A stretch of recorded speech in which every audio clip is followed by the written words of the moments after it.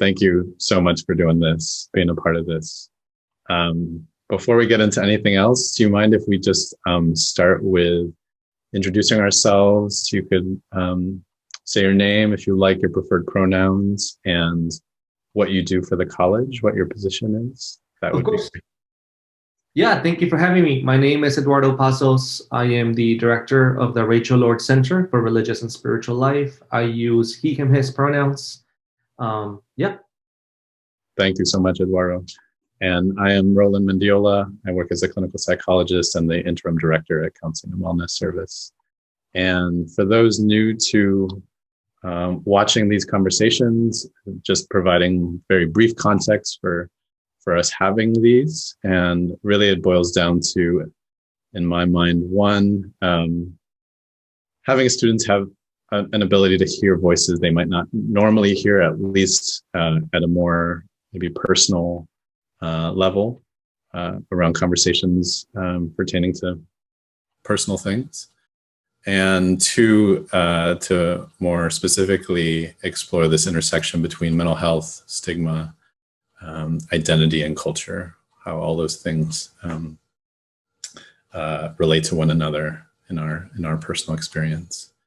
So I just want to express again appreciation for your willingness to do this. I'm really looking forward to just having a conversation about it. And like I tell everyone I've talked to so far, there's really no right or wrong way to do this.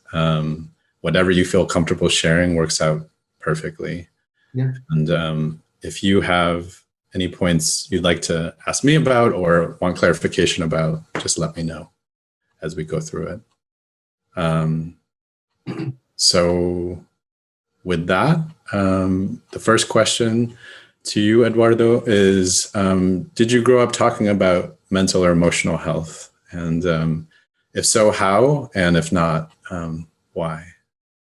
Yeah, that's a great question. I grew up in Mexico. I immigrated to the US when I was 18 to go to college here. So for the first 18 years of my life, I grew up in Mexico and all of my family is still there. I'm the only one that came here. No, we did not grow up talking about mental health and emotional health like that. I feel like for me, there was several things at play, cultural, gender, spiritual expectations there that were interesting to kind of talk through and acknowledge. I think in general, growing up in Mexico, Mexican culture, that is not something that we do, specifically not as men. We were not encouraged to talk about our feelings. We were not encouraged to talk about our emotions. That was immediately considered not masculine enough or not strong enough. It was considered weak to kind of talk about your emotions and your feelings. And then I also grew up in a very religious household. So for us, I always make the joke that we had Jesus, and that was in many ways, and I'm not discounting the role that spirituality and religion can have, and as aids for mental health and wellness. So absolutely, I believe in that. But for us, whenever you were just not feeling well or anything, you were not encouraged to see a psychologist or a counselor, and you were definitely not encouraged to take medication therapy of any kind. It was considered also as a sign of weakness. It was considered also as a sign of you were not praying enough, or you were not working hard enough, and like developing your own spirituality to be strong, because good, strong spiritual people don't need to have a therapist, a relationship with a therapist, or need to be taking medication.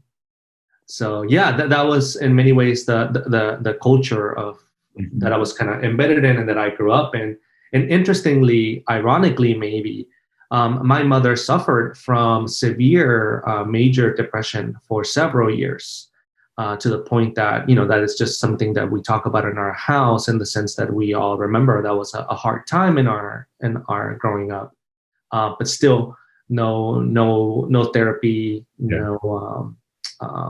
medication that was used. So, and I say the irony, right? Because we were so silent about it, even though when my own mom suffered quite a bit with major depression. Yeah. Eduardo, I was curious if you could say something about how how the messages came through, whether it was kind of with this gendered piece or with the religious piece. How did you receive the messages? How did they come to you? How did you internalize them? Yeah, that's a great question. I think part of it is that there was just no conversation around mental health access at all, period. That is not something that we talk about. Even the word mental health, like when I think of it in Spanish, salud mental, it is not something, it rings as new in my vocabulary. It is not something that I grew up talking about. Yeah. The same way that you talk about nutrition or health in general or physicians. Yeah. The other thing is there's just not a lot of access, at least growing up. You know, I have been out of the country for almost 2 decades now, so things have changed quite a bit. But when I was there was just not a lot of access to psychologists and psychiatrists that I know of. None of my friends went to see psychologists and or psychiatrists, and that was just not something that people did. I do know they existed, and I think maybe, and again, this is completely anecdotal and completely subjective, but my perspective of it was that maybe it was for higher economic folks who maybe had access to it. Yeah. But the rest of us, that's just not something that we did. In Mexico, we do have big access to socialized medicine, and which has a lot of benefits. But one of the downfalls in Mexico specifically, the expression of socialized medicine is that you can go to the ER anytime and you're never going to go bankrupt, but there is no such thing as a wide network of psychiatrists, psychologists, and social workers that are ready to help people with their mental health issues. And again, this is when I was 18 and 15 and 16. Right. Things could have completely changed now. I don't know how it is now. Right. Okay. It does sound like that some of what was coming through, though, was we don't talk about it, so we're not supposed to talk about it. Oh, yeah, absolutely. Yes. Yeah. And again, growing up, specifically men, you just never saw men talk about it. Men don't cry. You know, that is kind of like the message that you receive growing up. Yeah. So if you were too talkative or you were too into your emotions, you were immediately kind of the periphery of mainstream culture. Even too talkative, right? Even too talkative, yes. Too talkative is still too weak, not in the mainstream. Right. I'm wondering, I mean, maybe it just makes sense, but something you said got me curious too, of how you make sense of this in your own mind, that there seems to be, especially when you're talking about the religious context, such a focus, right, on like whether or not you as an individual are doing enough for yourself, like your individual strength, and how that lines up with, I feel like, some of our more collectivist cultures where the focus can still be on like, oh, you're not doing enough for yourself. That's why you're experiencing problems, and it's on you to sort of figure out. I don't know if that's part of what you were implying. Say that again, Roland. I'm not sure I'm following that. When you were talking about growing up in a religious household and putting a heavy reliance on God, on Jesus, but also it sounds like a heavy reliance just on yourself, that to take care of it on your own. And how in your mind does that just make sense, or is there a kind of having to reconcile like what I experience as being part of collectivist cultures generally, but then still having a focus on like, oh, it's up to you to figure it out. And like there's less, at least in this emotional realm, of reliance on, like group support or, Yeah, no, that's actually a really interesting thought. For me, the particular branch or association of churches that I grew up in was missionaries from Texas into Mexico. Chihuahua is only a couple hours away from the border. And of course, Ciudad Juarez is the border town between El Paso, Texas. And so depending on where you are in Chihuahua, there's always the border, especially back then, is pretty porous. So this specific branch of religion that I grew up in is it's very much exported from the U.S. to Mexico, and that does create a little bit of a dissonance, Roland, that you're talking about, where it has a high individualistic focus, while usually more Mexican culture is more collectivist in nature. Yeah. So there is a dissonance there where you're working in your own religion and spirituality, but you're learning that you're supposed to do this by yourself, and that you yourself can kind of be your own person to kind of take you out of there, and it is you and your own spiritual reliance, and doing that work by yourself. Yeah. Which creates this big dissonance, because other than that, then you leave that environment and you go out back to school, to your neighborhood or your family, and it is so much more collective. It is so much more about the family. It is so much more about the neighborhood and the community feel. Yeah. And interestingly as well, I think, specifically growing up, there was just no acknowledgement of the intersection, right, of mental health and systems of oppression, of poverty, of governmental policy, health access, and any of those things. And of course, no intersection of that with spirituality. They were just a complete personal failure. Yeah. Well, all of this is a nice lead up to then asking you, Eduardo, how do you think about these things now? What's your sense of them? What's your approach to your mental, emotional well-being? Yeah, so I think I've always been very interested in the field of mental health. Specifically, like I said, I grew up with a mom who suffered a lot from mental health challenges growing up. So that was always something that I was kind of really interested in. And then I had, again, the opportunity of moving from Mexico to the US, which kind of gave me a very different perspective on access to mental health resources.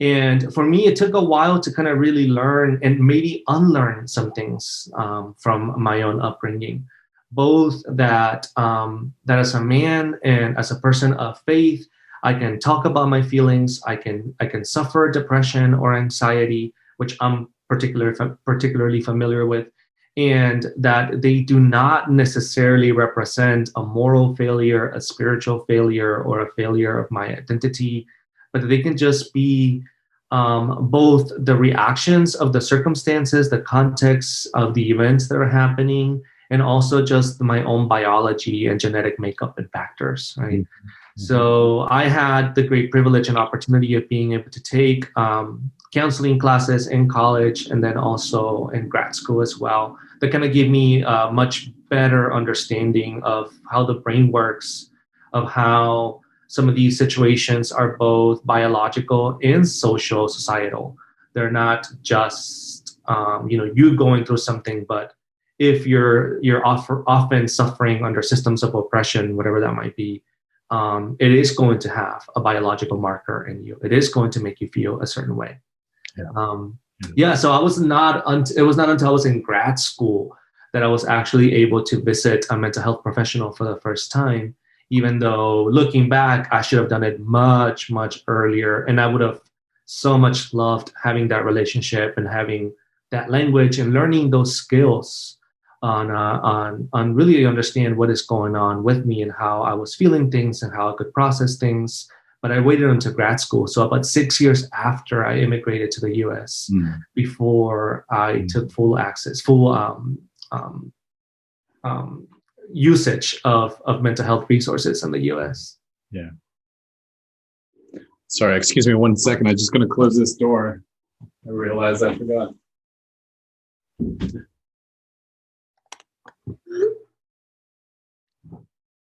We're just dealing with real life. And I'll wear my babies in the next room. A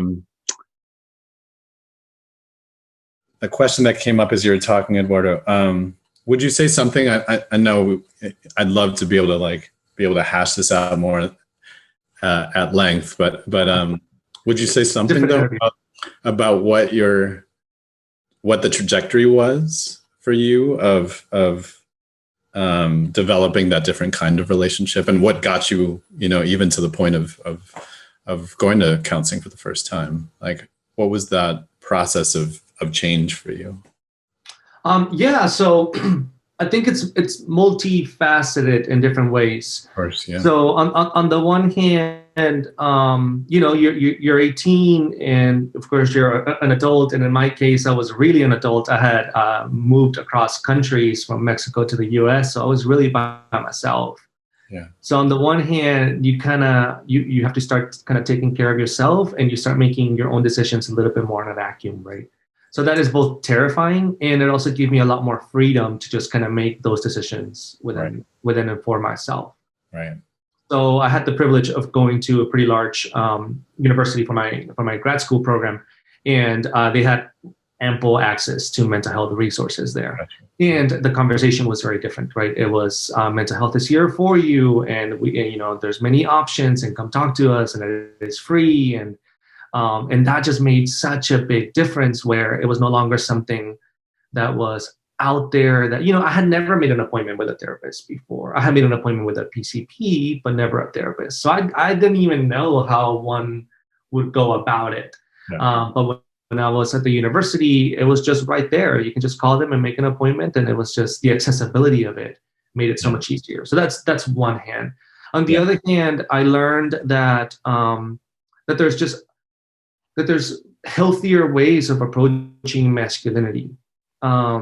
Ways that incorporate and acknowledge your own emotional health and your own mental health, that welcome all of who we are into the conversation, right? And that emotional health and acknowledgement of mental health and emotional health is not a sign of weakness, is not a sign of not being in the mainstream of masculinity, but it is a sign of being a healthy, whole person, which is something that I've always been thinking a lot about. Like, what does it mean to be whole? What does it mean to be healthy? Mm-hmm. What can I do to have my mind, body, and spirit healthy and complete and working, in a good way and within a good rhythm or a good cadence, and not at a dissonance. Yeah. And then my own faith journey evolved. Again, growing up in very conservative religious background, that's how I grew up.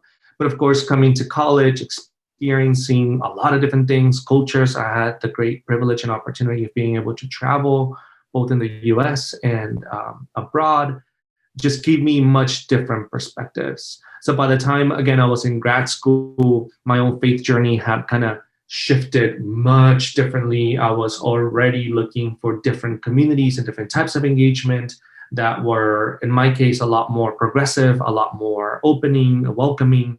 And of course, where the conversation around mental health was a lot more centered to the intersection of spirituality and mental health. Yeah. Both in terms of we need to talk about this, and spirituality can be an aid in our own conversations around mental and emotional health, alongside with many other things, right? From psychiatrists and counselors to exercise and nutrition and walks in nature. Yeah. There just keeps percolating like different questions I want to ask you. And I love, well, first of all, I just want to acknowledge that I've always appreciated just how straightforward you are about mental health on a personal level, which I think goes such a long way to help destigmatize the whole thing. That it feels like part of you and part of your language and how you make sense of things. Thank you for saying that. I think one of the things, and that just prompted me to remember something about being straightforward that I was going to mention as well. Yeah. So I'll do both things. One, the other piece about grad school, the other reason why grad school is also when I finally went to see a mental health expert was because that's when, I did not realize that I was already suffering from depression from even probably when I was already in college. Right. Again, I was thinking maybe I'm not praying enough. Maybe there are things that I have to do better. Maybe I just have to will myself into like be happier. Like, I don't know why I'm feeling like this. Yep. Right. Totally. Yep. And of course, at that point, I was not realizing that my mother having struggled with major depressive episode and disorder already put me at a huge predisposition for someone who's going to suffer from mental health challenges.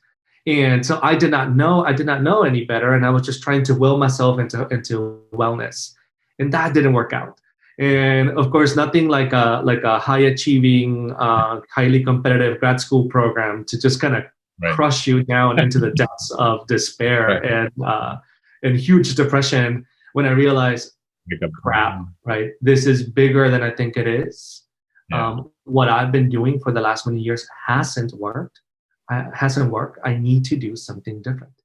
And maybe there's something to this mental health thing. So that's when I first visited a therapist for the first time. And soon after, I started taking antidepressants and anxiety medication.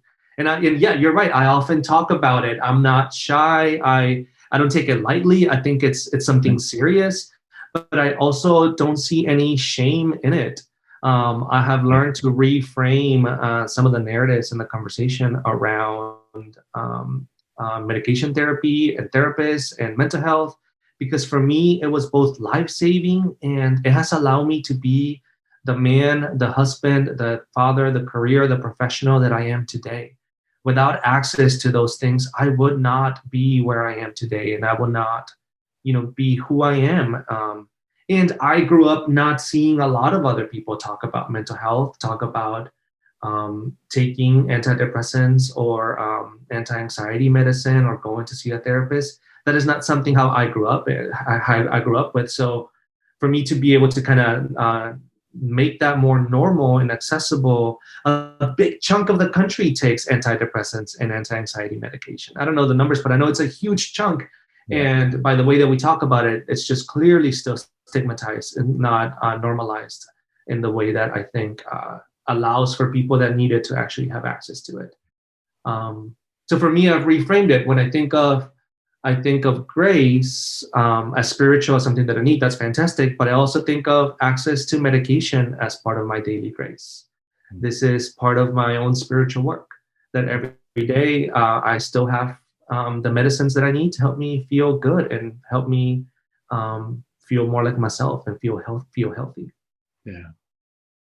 When you brought up what it means to kind of embrace your whole self as a man, and having to evolve that for yourself over time, naturally the question for me that comes up, and we could probably spend a whole other section of time talking about this, but why do you think it's so hard for, at least as we're talking about maybe men in particular in this moment, why do you think it's so hard, this idea of just, being a whole human being as far as how we're conditioned as men? Yeah, I think to acknowledge that I needed help was, and this is wrong, but this is how I was thinking. I think that's it. I think that's was to think that I was broken, and that maybe if I was broken, I had less value, or I was not as useful, or I was not living up to what I was supposed to be, right? And in many ways, also maybe not being thankful enough for all the things that I did have, and not recognizing all the blessings that I did have. Yeah. Right. So I think growing up with kind of that as the background and not seeing other positive role models that can incorporate both wholeness with recognizing that mental health challenges or issues are not a sign of brokenness, but they're just a sign of humanity. And that they're a sign of healthy masculinity, healthy manhood, are just not, the framework just did not exist growing up. Right. So yeah, I think it was really hard, because the idea of being a good man was to be someone that was strong, that didn't need help, that was kind of able to pull himself by the bootstraps and kind of get the work done by himself. Right. But to see oneself saying, "Hey, I need help. Would you help me?" That seemed like a stretch too far. Right. It's not okay to be human for a man. Yes. Yeah. That idea of superhuman, right? Of working so much and just doing everything you have to do and do it by yourself, and you don't ask for help, or you just have to work the hardest. Yeah. To me, that's the other piece as well. Yeah. Cultural, I don't know if it's my family specifically or just culture or both, but this idea of a work ethic, right? Like we work ourselves to a deep, deep sweat, and we work ourselves until we're exhausted. Yeah. And that is a sign of good masculinity, or maybe just of being a good person, right? Right. That's something that I'm still learning to unlearn. that that my value is not entirely centered in my relationship to my work, to my job. Right. That rest is part of being healthy and whole and being human, and that I can just be and breathe and exist in silence, and I'm just as worthy as Right. when I'm actually working and producing something. That's right. Yeah, that working hard does not have to come at the expense of all these other aspects of ourselves. Yeah. Because I think probably like yourself, I mean, I really value working hard. It feels good to work hard. And I value having those values being instilled in me. And yeah, to counterbalance that with other aspects of life that are also very fulfilling is the work to me.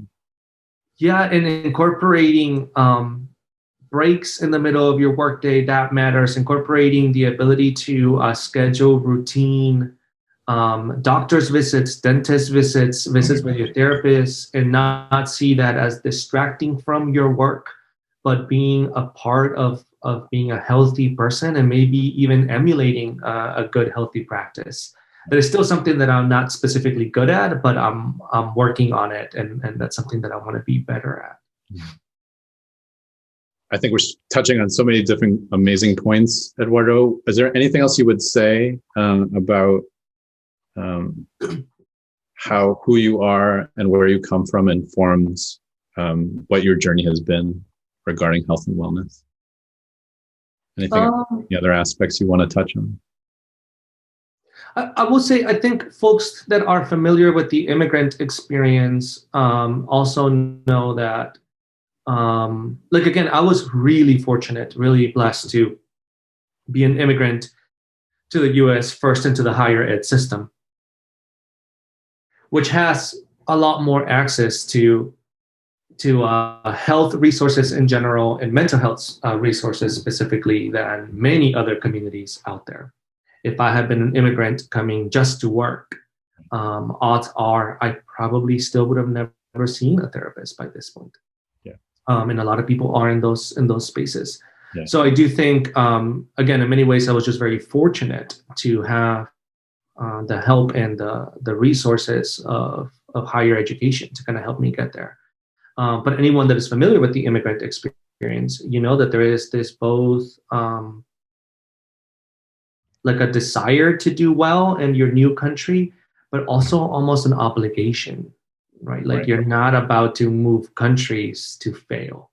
That is just not an option.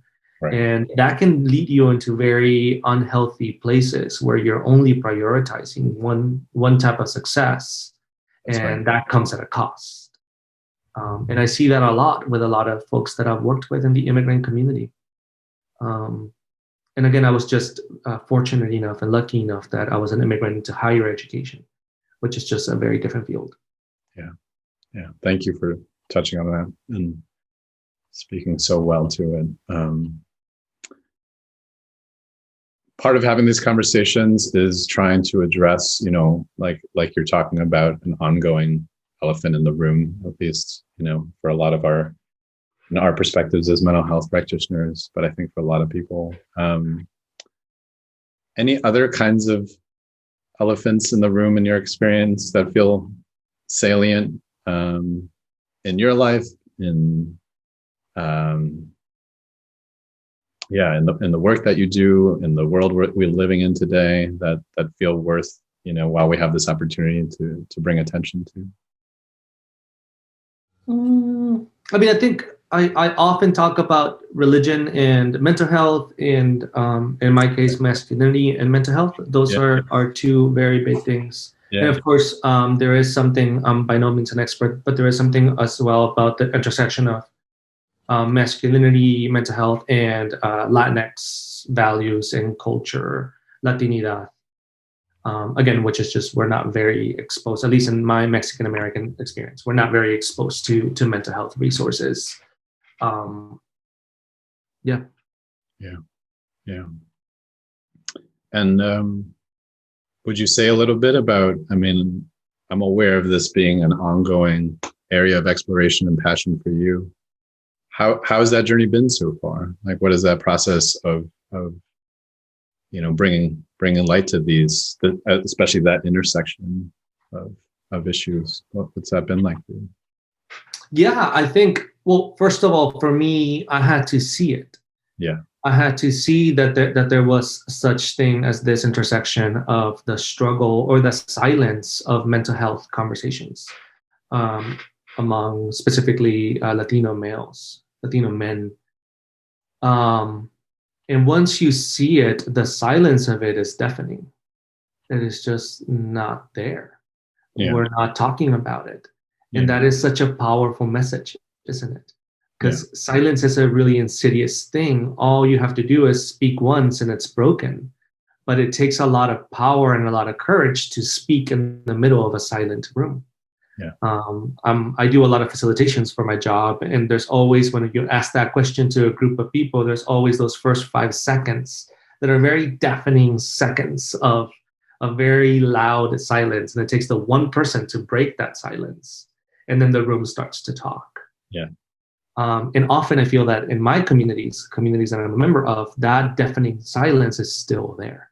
Yes. We're still not talking about it. We're still working from a framework where acknowledgement of mental health issues and challenges is just brokenness and weakness and insufficiency, right? Or shame. And there is so much shame around mental health issues, both in talking about gender and masculinity, talking about spiritual and religion communities, and talking about Latinx communities as well. Yeah. Still so much shame. And if I may, Eduardo, I mean, at least how I make sense of this when I'm trying to like break it down to basics. I mean, when we're talking even like the silence around mental health, in my mind, it's almost basically the equivalent of like the silence around feeling, like feelings and emotion. Not that that's what all mental health boils down to, but in a lot of ways, I feel like that is at the heart of it.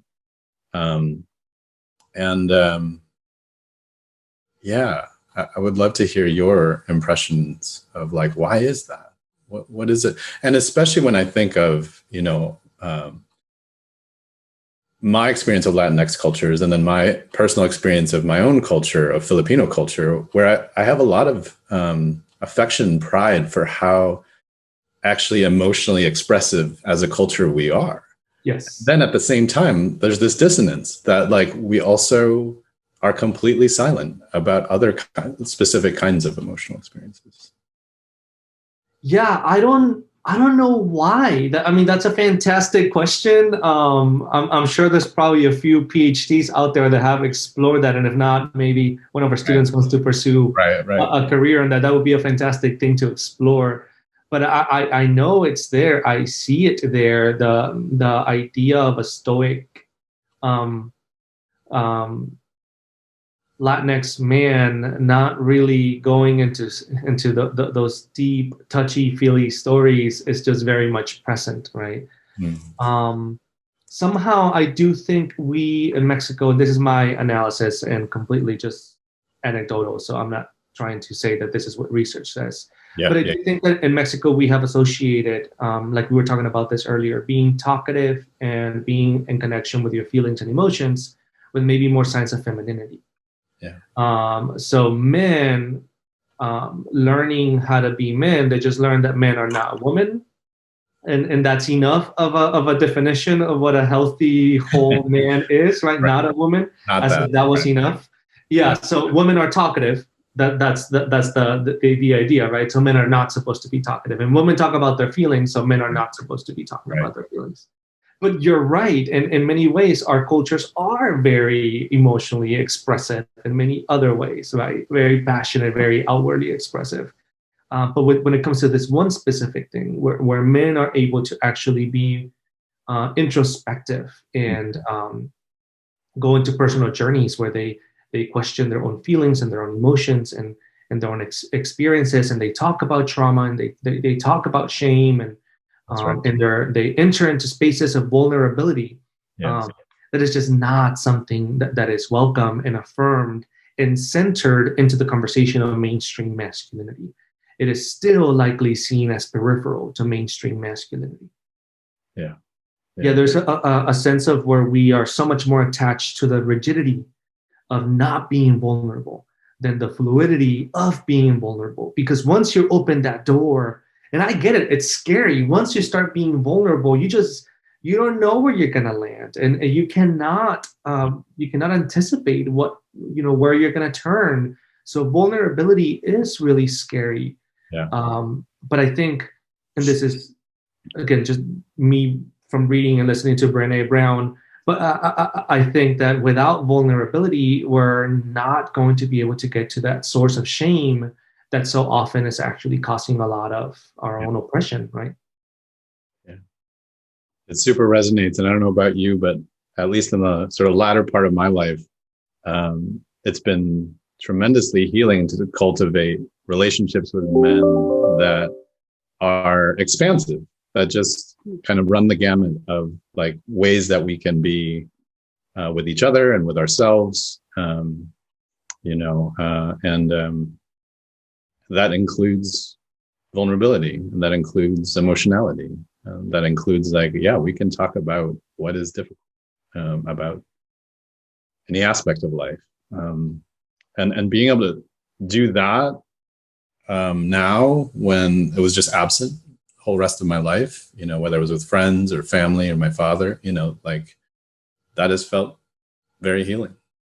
I agree. I think that is something that I've looked for and that I've purposed, right? To have other men that I can be friends with that are also looking to have a more healthy context and to be willing to open up and be vulnerable, and where we're acknowledging that shame can be pretty corrosive, and that we can talk about it, and that that's not all we talk about, but where we can talk about it and we can say, I'm not having a great day today, or I feel like my depression is just kind of flaring up for this last few weeks, or I feel particularly anxious today, right? To have more language and to have more layers to who we are as men is so healing. And I see it also in the way that it ripples out into positive effects, right? My 3-year-old started preschool last week. And when my wife was driving her to preschool, my wife said, "How are you doing? How are you feeling?" And she said, "I'm feeling a little bit nervous." And I loved that a 3-year-old can see an emotion and name it and say nervous. Right. And then we just said, right, it's okay to be nervous. Yeah. And I always tell my children, that's nervous every single day. And you just learn how to kind of deal with it. But no shame around it, right? No shame around that you're less, or you're not prepared, or you're not smart enough, or no apathy about it as well, right? Like, no, it's fine. You don't have to be nervous. But it's just empathizing with them and empathizing with our own selves. When I say, I woke up anxious today, that is such a different framework where I can empathize with myself and I can accompany myself in my own anxiety and just say, yeah, I'm anxious. It's okay. Yeah, that's so well said. I'm so appreciating at this moment, like that students are going to be able to hear this, honestly. I'm checking the clock and looking at just at least the last question for you right now. Just continue to draw on your experience, Eduardo. What kind of message feels important for students to get about how to cope with the times we're living in today? You're already speaking to it, but anything else?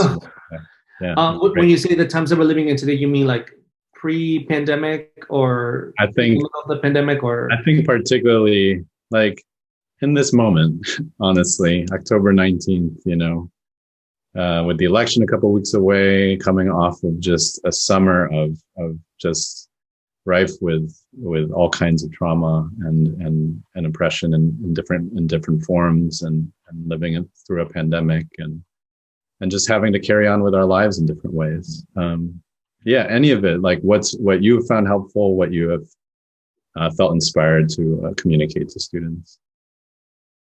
I think that this year has objectively been harder. I think so. I think natural disasters are hitting us harder, in part because we're much more and more aware that it's human activity that's driving a lot of the climate change factors that are causing natural disasters to be so hard. So they feel more personal, right? They're not just accidental things of like pressures and clouds and winds that I don't know nothing about, but that it's human activity that is exacerbating some of these things. Yeah. Of course, there's been a lot of social unrest and protests, and those have been there all along. And in a good sense, in a democracy, they're good. But there's been a reckoning of great pain, specifically in our Black and Brown communities, our Indigenous communities. And I feel like there was a deafening silence for years around what specifically Black and Indigenous bodies have been suffering in the country. Yeah. And the silence has been broken.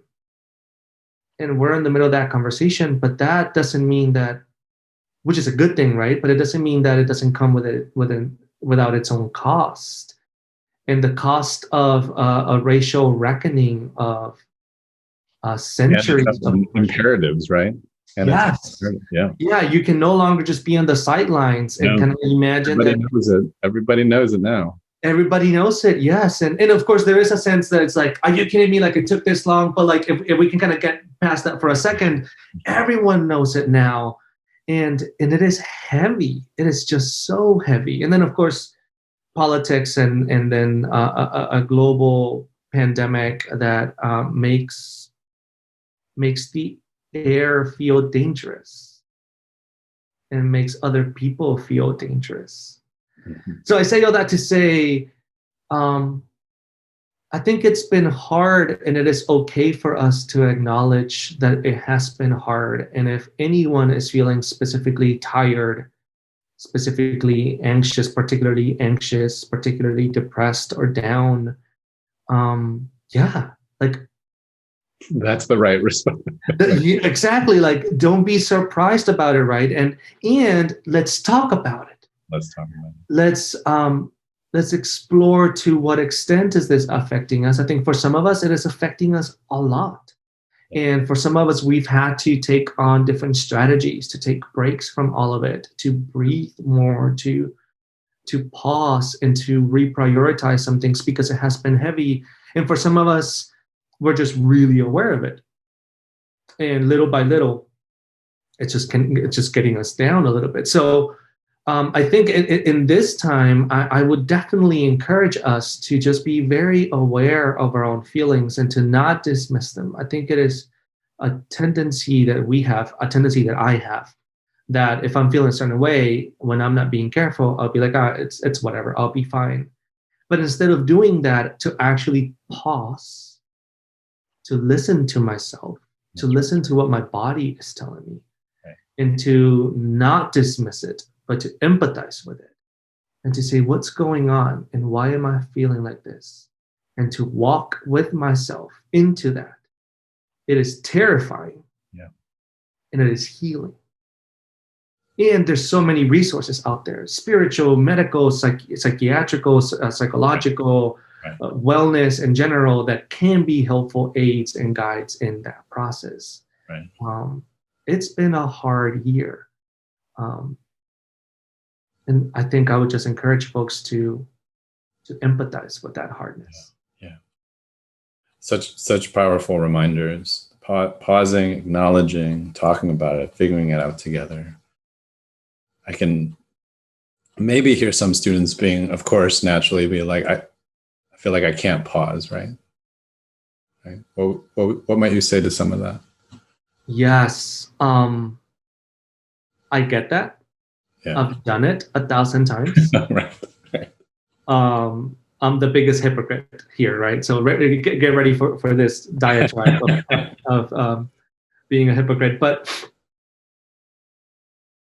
I think that often when we say I can't pause, we just kind of like keep on doing it and whatever, right? Mm-hmm. But sometimes we do this time and time again, and that's when a crisis happens, and then we're forced to stop because we weren't listening. to what the body was telling us. And our body is resilient. If you're tired, but you still have to do one more paper, like you can do it. And if you have to skip 1 hour of sleep, you can do it. And overall, you'll be fine, right? Like I'm not trying to say that we all have to live this perfect lives. That we have so much resilience and plasticity in our brain and in our bodies. But the thing about resilience is that, and plasticity is that it's supposed to be one-offs, right? Every once in a while, you have to work a little bit harder. Every once in a while, you have to stay up a couple of nights, a couple hours later. Yeah. But when that becomes your normal, eventually the system collapses. Yeah. And that's hard. That's really hard. Yeah. So I would encourage us to prioritize our health so that, you know, we kind of stay away from that. And so that's one side. But then on the other hand, I think that whenever you're working on reserves and whenever you're just pushing it one too far, you actually don't get to enjoy the accomplishment of what you're doing as much because you're too tired, or you're just like going from one thing to the next. And when you're able to actually build a little bit of margin and give yourself more grace and empathy, when you arrive there, you're actually able to throw yourself a party and enjoy it and like sit with yourself in that moment, because we can become good at empathizing with negative feelings, which is a good thing. But we need to be just as good at empathizing with feelings of joy and acceleration and accomplishment, because that's where the beauty of life happens as well. That's right.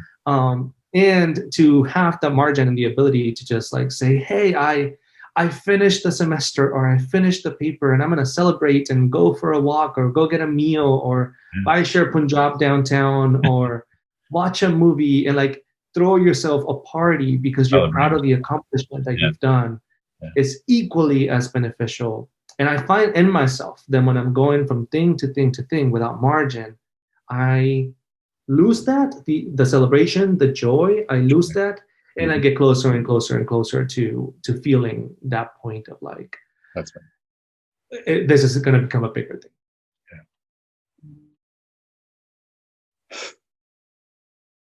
I so appreciate everything you're offering right now. I appreciate your time. I appreciate your energy. I appreciate your personhood, Eduardo.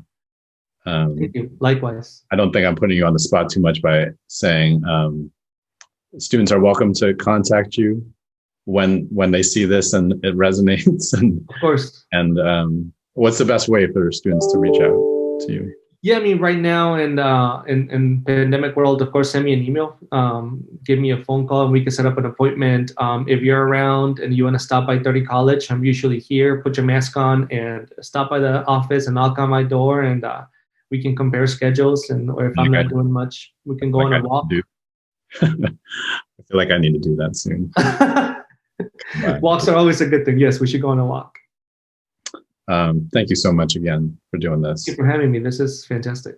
And offline, if you need to follow up any questions, I'm happy to do it anytime. But I look forward to whenever we connect again soon.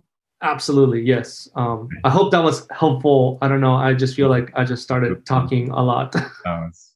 It's exactly what I was hoping for. So, and yeah. Thank you, Eduardo. It is such a pleasure. Yeah. Likewise. You're still around. Thank you for your help. Roland, such a pleasure. I'll talk to you soon. All right. Bye-bye.